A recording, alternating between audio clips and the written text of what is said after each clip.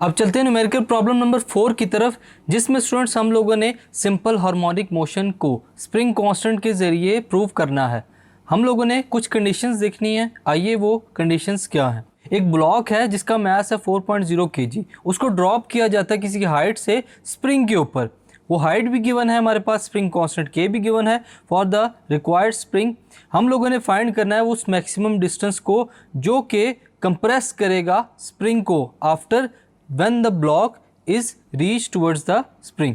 हम लोगों ने देखना है कि वो स्प्रिंग कितना कंप्रेस्ड होता है। नॉन वैल्यूज हमारे पास हैं, mass of the block, height of the block, spring constant के। अननोन वैल्यूज हमारे पास है मैक्सिमम डिस्प्लेसमेंट थ्रू कंप्रेशन। जैसे ही कंप्रेशन का जो हम लोगों ने डिस्टेंस ब्लॉक वहाँ पर पहुँचने के बाद है वो हम लोगों ने फाइंड करना है। हम लोग सॉल्व करते हैं। सबसे पहले हम लोग लिखेंगे कि जो फार्मूला हम लोग यहाँ पर यूज़ करेंगे, हाइट चूँकि यहाँ पर स्टूडेंट्स इन्वॉल्व है तो हम लोग हाइट के लिए यहाँ पर पोटेंशियल एनर्जी को बीच में इन्वॉल्व करेंगे और उसी के फार्मूले से हम लोग फाइंड करेंगे डिस्प्लेसमेंट को। So potential energy E will be equal to half के एक्स नॉट का स्क्वेयर। एक्स नॉट का square is equal to 2 mgh over के। फर्दर सॉल्व करते हैं, वैल्यूज़ को पुट करते हैं। एक्स नॉट स्क्वेयर को हम लोगों ने अलहदा कर लिया है।